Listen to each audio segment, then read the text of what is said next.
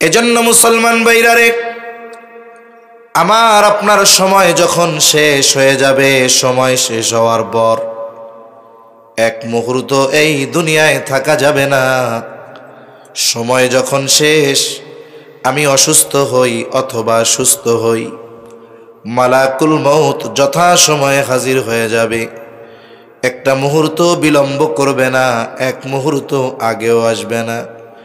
আল্লাহ তাআলা কোরআনুল কারীমের মধ্যে সেই কথাই বলেন, ফাইযা জাআ আজালুহুম লা ইস্তাখিরুনা সাআতাও ওয়া লা ইস্তাকদিমুন।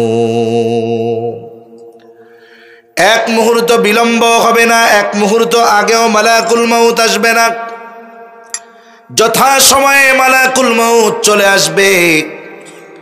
আমাদের দেশে বিশেষ করে যখন কোনো মানুষ মারা যায়, মাইকের মধ্যে ঘোষণা দেওয়া হয়, আপনাদের এলাকায় যদি কেউ মারা যায়, হয়তোবা ঘোষণা এমনভাবে মাইকে দিবে, মধ্যপঙ্গলী নিবাসী অমকের ছেলে অমক আজ বিকাল 5 ঘটিকায় ইন্তেকাল করিয়াছে। আগামীকাল সকাল 8 ঘটিকায় মধ্যপঙ্গলী জামে মসজিদের সামনে তার নামাজে জানাজা অনুষ্ঠিত হবে। সকল ধর্মপ্রাণ মুসলমানদেরকে মরহুমের জানাজায় শরীক হওয়ার জন্য অনুরোধ করা গেল। যখন কোনো মানুষ মারা যায়, আপনাদের অঞ্চলে এইরকম ভাবে প্রচার হয় কি হয় না?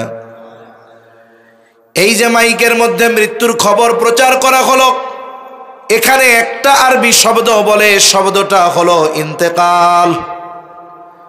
ইন্তেকাল শব্দটি আরবি শব্দ, অর্থ হলো স্থানান্তরিত হওয়া। তার মানে একটা মানুষ মৃত্যুর মাধ্যমে চূড়ান্তভাবে শেষ হয়ে যায় না, বরং মৃত্যুর মাধ্যমে সে দুনিয়ার জগৎ থেকে স্থানান্তরিত হয়ে নতুন আর এক জগতের বাসিন্দা হয়ে যায়, যেই জগতের নাম হাদিসের ভাষায় বলা হয় আলমে বরজাখ। তাহলে বলুন, একটা মানুষের ইন্তেকাল বা মৃত্যু, এটা কি তার সবকিছু শেষ হয়ে যাওয়া? না। এই দেহটা, এটার কোনো দাম নাই। এই দেহের দাম ততক্ষণ, বলে দেহের সাথে রূহ আছে যতক্ষণ। মানুষের মূল হলো তার রূহ। মানুষের মূল কি? জবান খুলে বলেন। রূহ। যেমন মনে করেন আপনাদের এলাকার একজন লোক ঢাকায় মারা গেছে। মারা গেছে কোথায়? এখন তার জানাজা হবে আপনাদের মসজিদের সামনে। সকালবেলায় লোকজন চলে আসছে, এখনো ঢাকা থেকে যার জানাজা হবে তাকে আনা হয় নাই, বা আসতেছে, রোডে রাস্তায় আছে। বলেন তো, তখন মানুষেরা এসে জিজ্ঞাসা করে, মনে করেন লোকটার নাম আব্দুর রহিম, তখন কি বলে নাকি আব্দুর রহিম কত দূর? কি বলে? লাশ কত দূর। লাশ শব্দের অর্থ বলে লা শাইউন ফি, যার মধ্যে কিছুই নাই। বলে কি নাই? কিছুই নাই বলতে রূহ নাই। রূহটা হলো মূল। তার মানে দেহ থেকে যখন রূহ বের হয়ে যায়, এই দেহটার কোনো দাম নাই। আমি আল্লাহর কসম করে বললে ভুল হবে না, আমার জীবনে এমন অভিজ্ঞতাও আছে। এক মাহফিলে গিয়েছি, আমার এশার পরে বয়ান, মাগরিবের পরে বয়ান করতেছেন চট্টগ্রামের একটা প্রসিদ্ধ মাদ্রাসা, পটিয়া মাদ্রাসার একজন মুহাদ্দিস। ওনার বয়ানের শেষ দিকে হঠাৎ করে হইহুল্লো লেগে গেল। ওই মুহূর্তে আমিও মাহফিলে পৌঁছিয়েছি। আমি চিন্তা করলাম কোনো গ্যাঞ্জাম টেঞ্জাম লাগলো নাকি, কিন্তু একটু এগিয়ে এসে দেখলাম কোনো গ্যাঞ্জাম না। একজন মানুষ, সুস্থ মানুষ, তিনি বয়ান শুনতেছিলেন। হযরতের বয়ানের শেষ দিকে ওইখানে তিনি হঠাৎ করে অসুস্থ হয়ে গেলেন।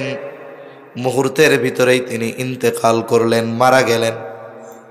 আল্লাহ না করুন, আপনারা এখানে যারা বয়ান শুনতে এসেছেন, হয়তো আপনাদের অনেকের স্ত্রী কন্যা তারাও এসেছে, অথবা অনেকের স্ত্রী কন্যা বাসায় রয়েছে, তারা বাসায় আছে।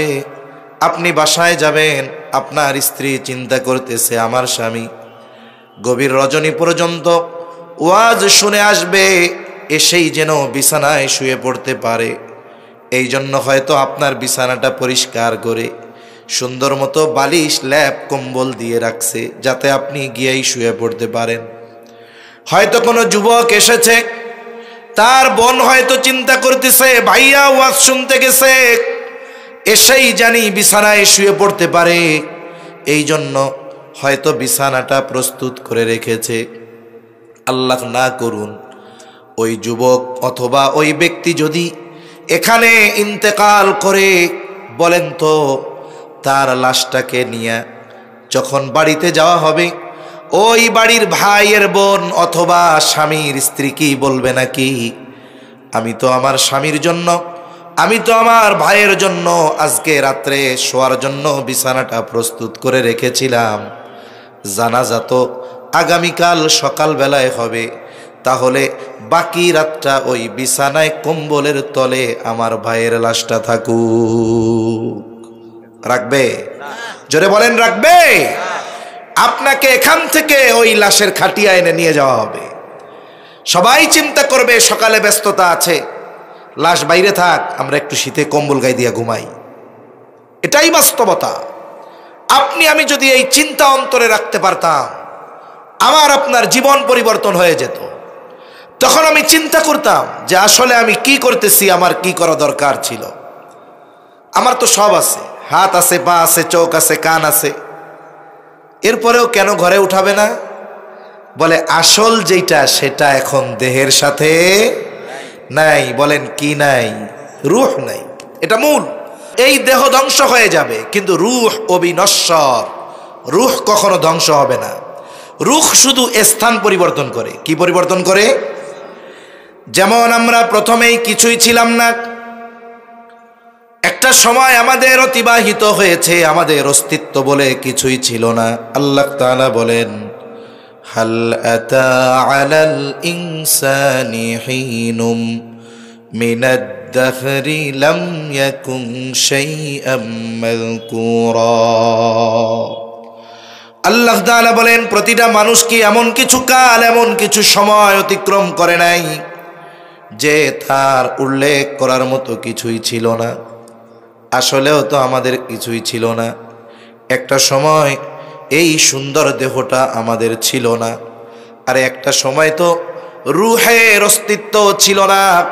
হাদিসের মধ্যে এসেছে আল্লাহ তাআলা আদম আলাইহিস সালাতু ওয়াস সালামকে মাটি থেকে বানিয়েছেন, আর আদম আলাইহিস সালামের পৃষ্ঠদেশ তথা পিঠ থেকে কিয়ামত পর্যন্ত যত মানুষ আসবে, যত মানুষ এসেছে, যত মানুষ আছে, আল্লাহ তাআলা সকলের রূহ একত্রিতভাবে একত্রে আদম আলাইহিস সালামের পৃষ্ঠদেশ তথা পিঠ থেকে যিনি বের করেছেন তিনি কে?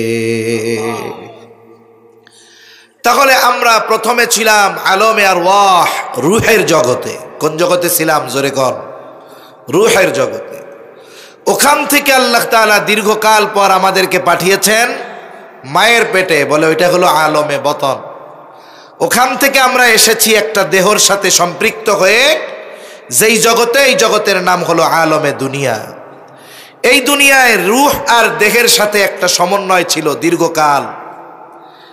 এই জন্য একটা সময় রূহ থেকে, যখন দেহ থেকে রূহকে আবার বিচ্ছিন্ন করা হলো, দেহর আর কোনো দাম নেই, এটাকে মাটির সাথে পুঁতে দেওয়া হলো, মাটিতে দাফন করে দেওয়া হলো।